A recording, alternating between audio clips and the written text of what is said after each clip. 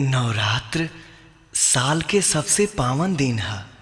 सुबह सूरज के लाली से जवन रंग जमीन पर बिखरे शुरू होला ए भैया, उ रात के चांदनी तक बरकरार रहेला।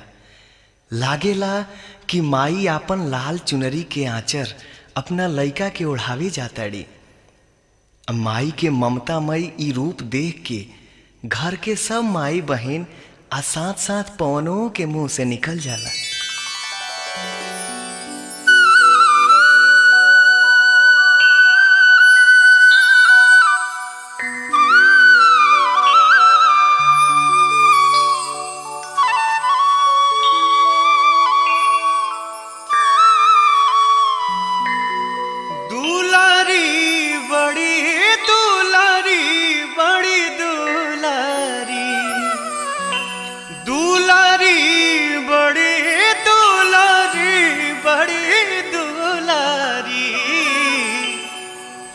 सबका से हई सुकाबार हमार मैया सुनारी।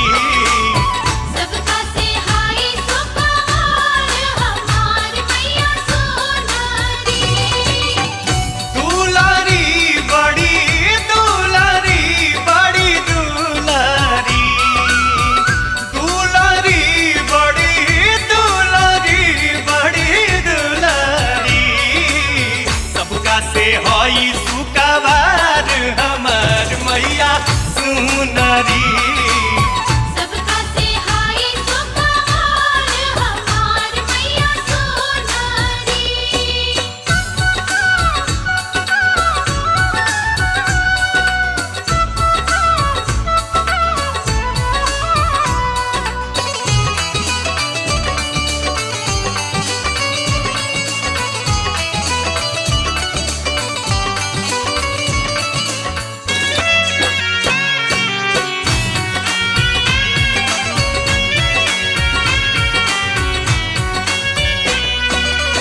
नाक में नथुनिया गले शोभे चंद्रहार हो। एक हाथे गादा दूजे हाथे तलवार हो। नाक में नथुनिया गले शोभे चंद्रहार हो। एक हाथे गादा दूजे हाथे तलवार हो। चुनरी लाल चुनरी लाल चुनरी, चुनरी लाल चुनरी लाल चुनरी। शोभेला लाल जटकार हो भवानी माई के चुनरी।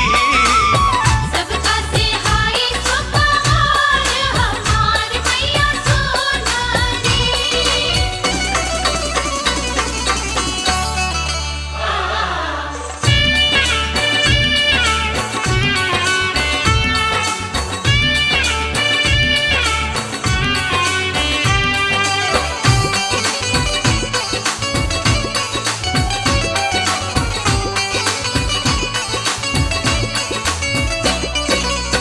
देखे खाती तरसेला देवतो के मान हो।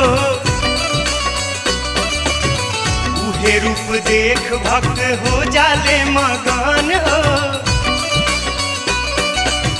देखे खाती तरसेला देवतो के मान हो। उहे रूप देख भक्त हो जाले मगन हो। झुमारी हरी झुमारी हरी झुमारी, झुमारी हरी झुमारी हरी झुमारी। लोगवा बोलेला जय जयकार हो झूमेला गाके झुमारी। सबका से हई सुकाबार हमार मैया सुनारी।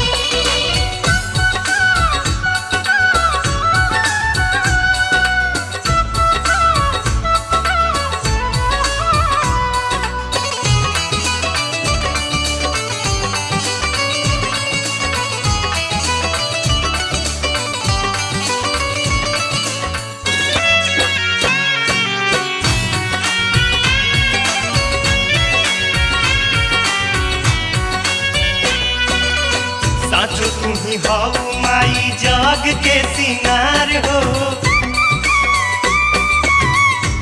तोहरे से बाटे सारा जग उजियार हो। साचो तू ही हऊ माई जग के सिंगार हो। तोहरे से बाटे सारा जग उजियार हो। पुतरी हई पुतरी